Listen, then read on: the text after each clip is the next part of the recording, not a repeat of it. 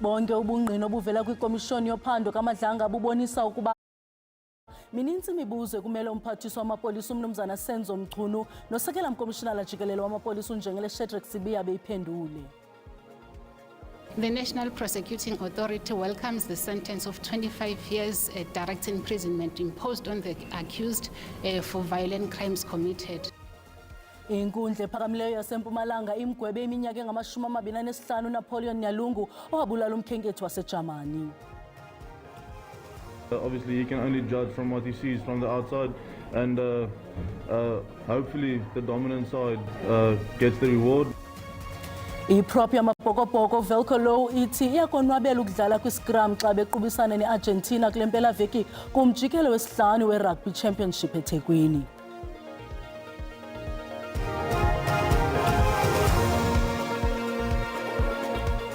Molweni emakhaya, khongozelani uvimbe sinilungiselele wona ngokuhlwanje.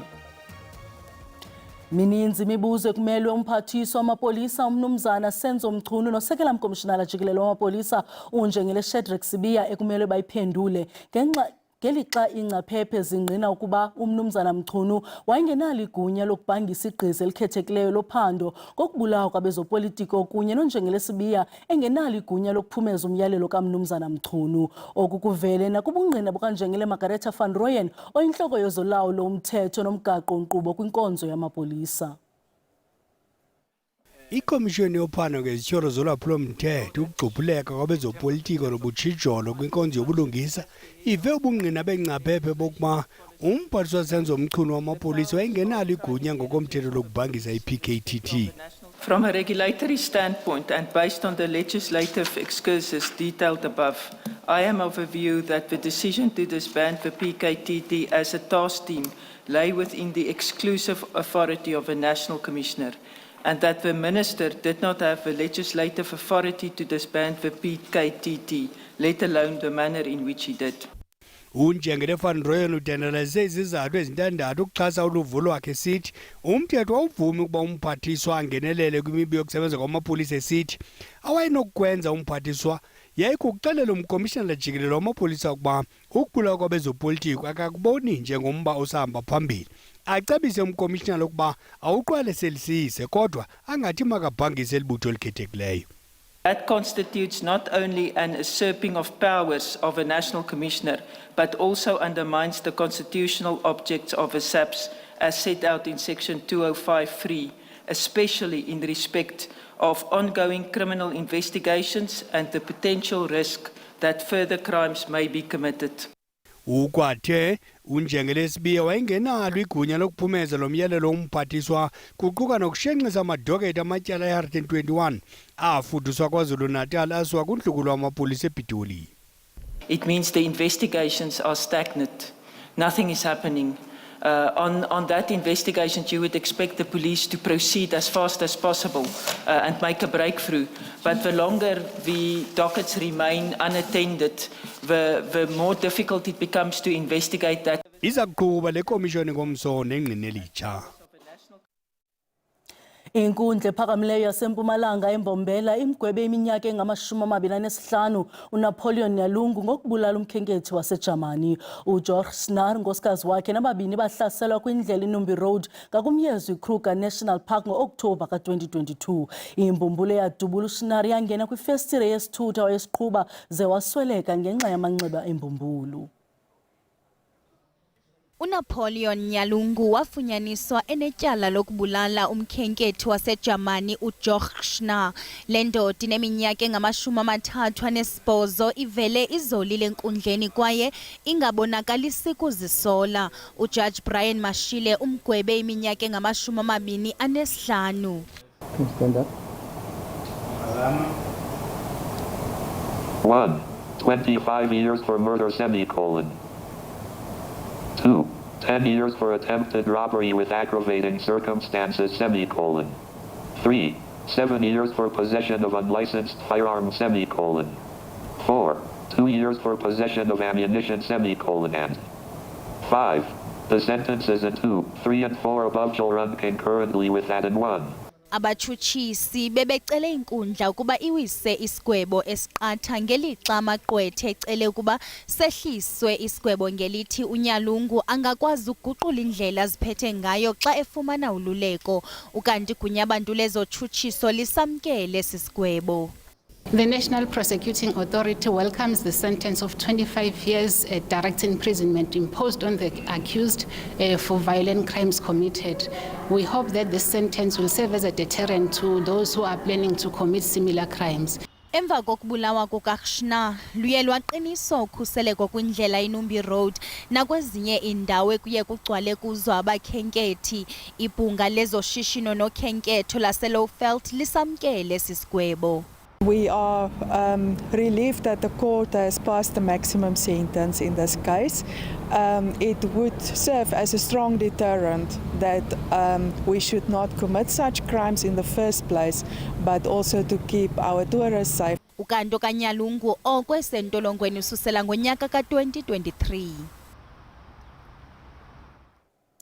Uluntu lwaseHumansdorp eMpuma Koloni luvuka umnyele emva kokubulawa komfundi webanga le-10 uLuyolo Wakeni oneminyaka eli-18 ubudala eHumansdorp Secondary School ngoLwesibini. Abahlali babambe uqhankqalazo ngaphandle kwenkundla yamatyala eHumansdorp namhlanje, nalapho abarhanelwa ababini kwabathathu bethe bavela enkundleni. Wakeni wahlatywa ngexesha lengxwabangxwaba emabaleni esikolo watshaba kwindawo yexhwayelo. Abafundi bathi zininzi zehlo zobundlobongela kodwa zingananzwa. Banomsindo bothukile kwaye abayikholelwa lena. Abahlali babambe umngcelele ngaphandle kwenkundla, beme nabazali nexhoba. Kutyholwa ngelithi ingxabano phakathi kwamaqela amabini abafundi ithe yakhawuleza yayindawo yentlekele. Kukho neengxelo zokuba le ngxabano ayiqalanga kule veki. Friday there was a fight among one of the learners got stabbed and so the school did nothing. We were informed late, and then I got a message from the principal that he said one of the learners was stabbed. So on Monday, nothing happened. So that's why on Tuesday, the other learner was stabbed to death at the school. Ukunqongophala kwamagosa okhuseleko kuchazwe njengowona nobangela wokuba kubekho izixhobo ezibukhali phakathi kwesikolo. We don't have security at our school. We don't have anyone. The only people that we have, I think, is that they are employed by the Department of Transport, I think. But we don't have any security with any security qualification, not even with a basic training of being a security guard. Abafundi bathi banoloyiko. Yolo, the person that our friend, we lost him, and he was someone that would always defend a friend, and that's how we had to say goodbye to him, defending one of his friends. Njengoba like silapha sisonke usibona sisesikole sophukile msilahlekele and akekho umfana befana noLuyolo, akekho umuntu ozothatha indawo kaLuyolo, and Luyolo namkhumula grade 9 besiza yonke into sobayithuma. Ityala laba bafundi baneminyaka eli-18 limiselwe umhla wesibini ku-Okthobha ukuze kumanyelwe isicelo sebheyili. Isine esi singaphantsi kwale minyaka sisathethathethana nonontlalontle. Kwiindaba ze-SABC ndingu-Anda Nqonji eHumansdorp. Umphathiso wezombane namandla kweli ugqirha Kgosientsho Ramokgopa ubhengeze isicwangciso sokuphelisa ngokupheleleyo umthwalo wombane kwilizwe liphela kwisithuba senyanga ezili-12 ukuya kwezili-18 ezizayo. Umphathiswa ukuthethe oku kulandela inguqu eyimpumelelo yokuqubisana nokucinywa kombane, nto leyo athi ngoku kufumaneka amandla ombane okumyinge ka-70% xa kuthelekiswa no-48% wonyaka ka-2023. Umphathiswa ugqirha Ramokgopa uphawule imo yocalucalulo yokunciphisa umthwalo wombane nagxininise ngelithi akufanelekanga ukuba kukhutshwa umbane kwiindawo ezihluphekileyo ngamaxabiso aphezulu ngokungathi bayohlwaywa. We are ending load reduction. So I repeat, we are ending load reduction. The period we have set ourselves is anything between 12 to 18 months, but it can be exceptionally shorter than that. Ngokwendawo, iGauteng yeyona ndawo ichaphazelekileyo kakhulu kumthwalo wamandla ombane nenabathengi abayi-632,158. Isicwangciso esikhoyo sijolise ukuqubisana nenani elingu-145,000 ngoMatshi ka-2026. iLimpopo neMpumalanga zilandela emva kweGauteng. Nangona kunjalo, umphathiswa uthi oku kuyaxhomekeka kwintsebenziswano nabahlali. We will end load reduction if there's a absolute cooperation by communities. We'll end it in the next 12 months. Ukwathe uza kuqwalasela nomba wombane onikezelwa mahala ingakumbi kuba kukho ukutshintsha kwenzekayo kwiimeko zezezimali kumakhaya athile. So our view is that with a smart meter, you don't have to pay provide the free basic electricity through a municipality. There's a technology platform you have. At the beginning of the month, you just preload the smart meter. It's got a unique number, you preload it. And then that's how we're going to close that. Uthi uyayiqonda into yokuba ixabiso lombane liphezulu kwaye liyenyuka ukususela ngonyaka ka-2007 kwaye oku kubangela kukuthwaxwa kweli lizinga lezoqoqosho. Kodwa nangona kunjalo uthi zikhona izicwangciso zokuqubisana nale meko.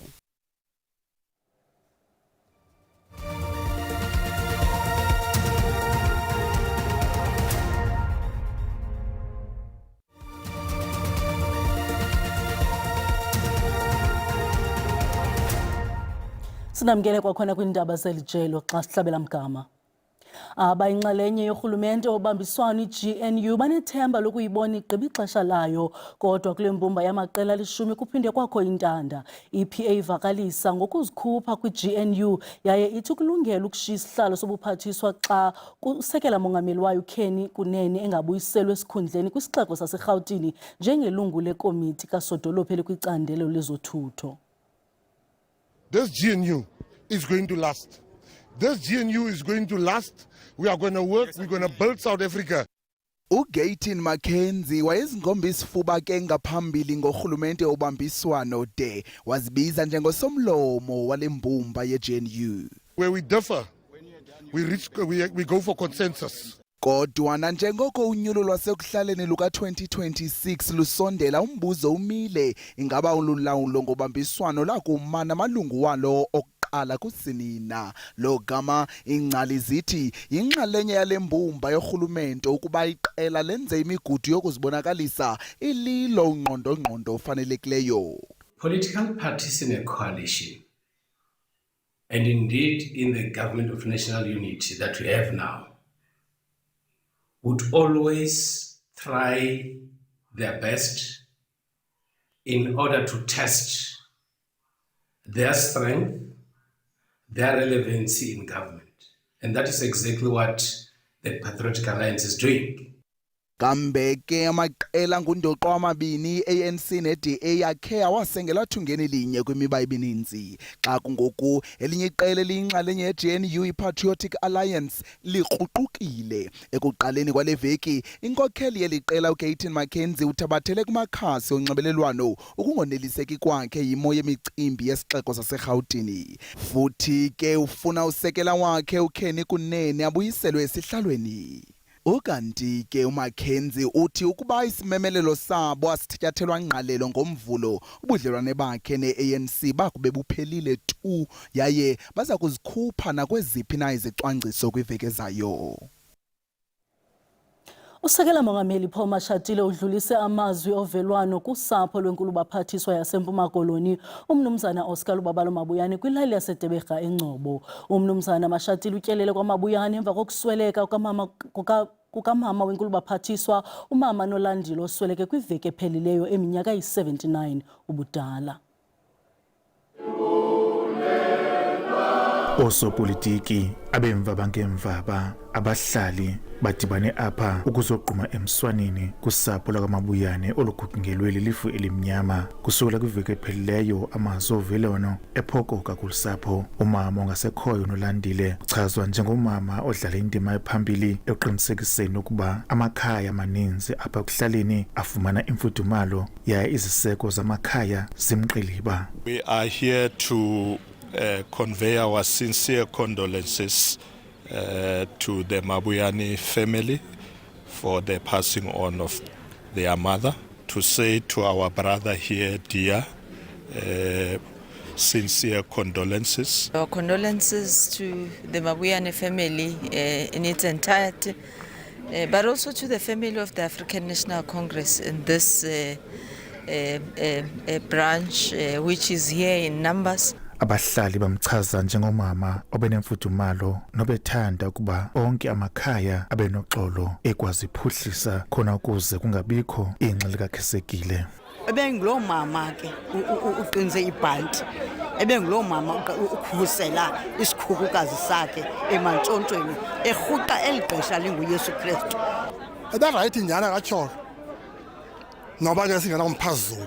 Umama uNolandile uzawubekwa ngomgqibelo kwikhaya lakhe eDeberha eNgcobo. Ndinkululeko Nyembezi wendaba ze-SABC eNgcobo.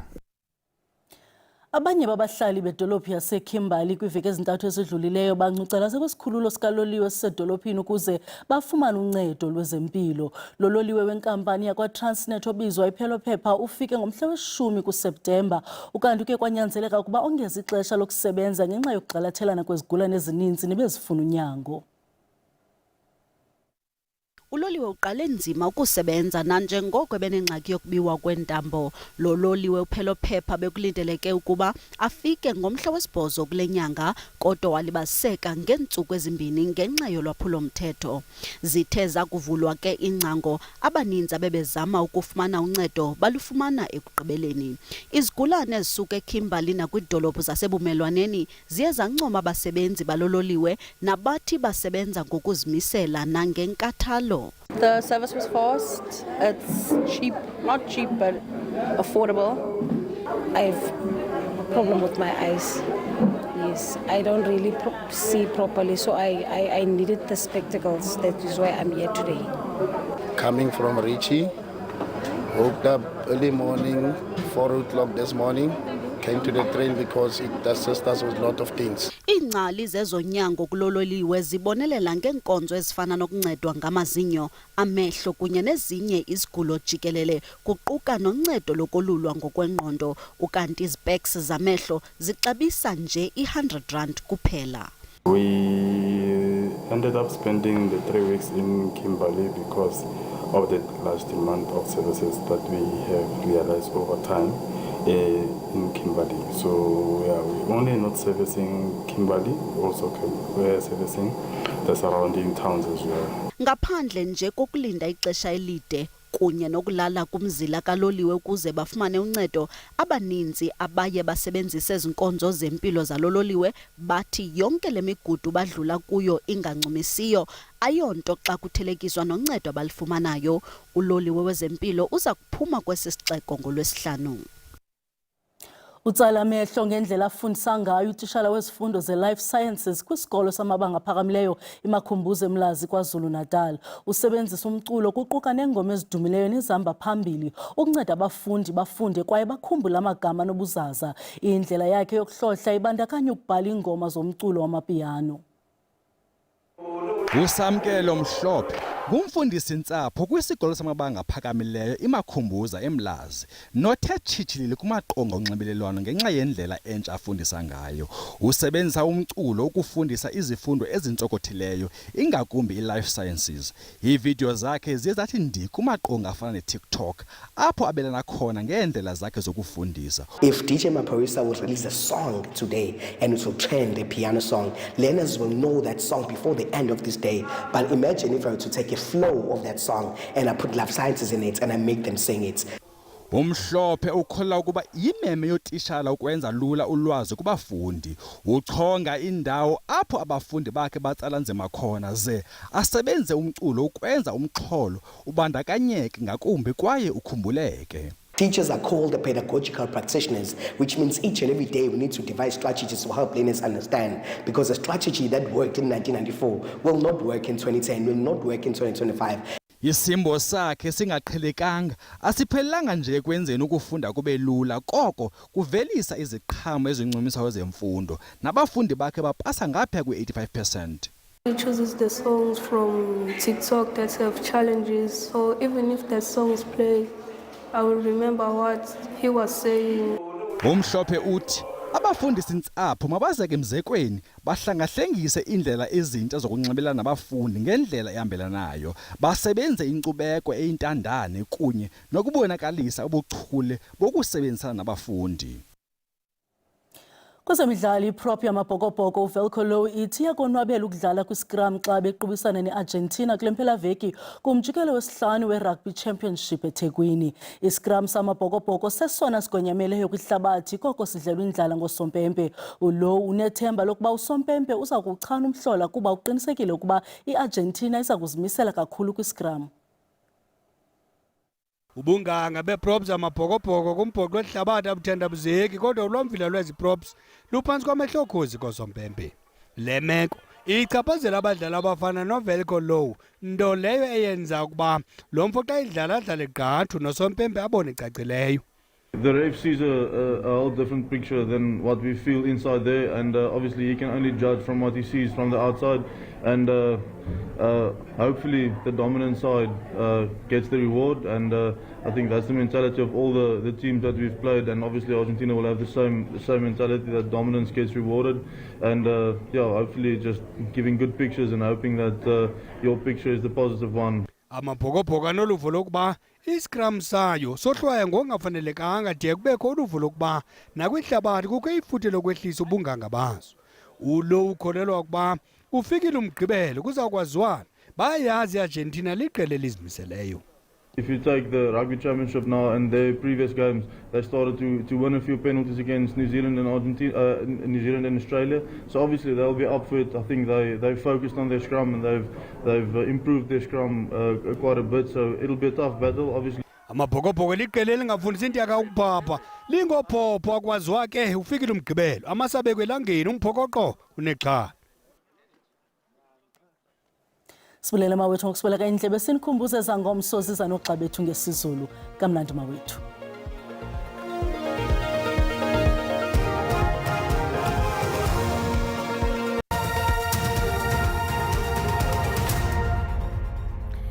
Umzilikazi uyabulisa kwembukeli sithi khongozelana luqikelelo lemozulu kwimimandla sentshona sabonto balibalele kodwa kakuthethwa lonto kwindawo ezikumntla-mpuma welizwe nangoko sibona into yoba amathuba athanda uba mahle kakhulu phaya eNorthwest kuyaqhina ePitoli kanti ke kwezinye indawo ezikumntla-mpuma welizwe ngu-30% wamathuba emvula olindelekileyo. Ngomso ke mbukeli sabona into yoba kwiindawo ezisemazantsi phaa kwintshona yelizwe lisahlaba umhlaba kodwa ke litherhwele ngamafu kwiindawo eziphakamileyo khona la mathutyana angephi namahle kakhulu emvula phaya ko-Uppington kuyaqhina koMahikeng kanti ke phaya koPitoli nakoMpumalanga ngu-30% wamathuba emvula olindelekileyo. Kanti ke mbukeli uyabongozwa into yoba uqaphele kaloku ezantudumo ezimandla ezilindelekileyo phaya eNorthwest wona kamaqondo okutshisa aphantsi asibonisa into yoba noko kuthande ukufudumala ngo-11 degrees Celsius phaya eKapa lodumo ngokunjalo naseFredendal kodwa ke ehla amaqondo ngesihlanu phaya eCalvinia. Ukuba ke wena mbukeli uphaya ko-Uppington lindela 10 ngelixa isihlanu phaya eTsorweni emakhanda ku-6 degrees ziyathathisa amaqondo nge-10 phaya eMonti ngokunjalo naseSajonisi fudumele kakuhle ngo-15 degrees phaya eThekwini 12 degrees eRhawutini ngelixa engu-15 naphaya koMusina. Kanti ke mbukeli xa sihlabela mgama sijonga ngomso ndingatsho ngebhongo ndithi kuphole kakuhle phaya koKhayelitsha koDelft eBellville eKapa phaya ngo-23 kodwa ke sawabona amaqondo entingela phezulu ngo-35 phaya eFredendal. Kuba ke wena mbukeli phaya eUppington nakhona ndingatsho ndithi kuthande ukufudumala ngo-32 26 omhle nxuba ngokunjalo naphaya eRhafu kanti ke phaya eKomani nakozibeleni phaya silindele imozulu entle ngo-25 eCofimvaba nakhona nakoMaya phaya naphaya eSt Marks silindele imozulu entle ngo-25 23 eBethlehem naseRhawutini ngelixa engu-28 phaya koLiphalale. Mandiphele emehlweni ndisale entliziyweni kamnandi mawethu.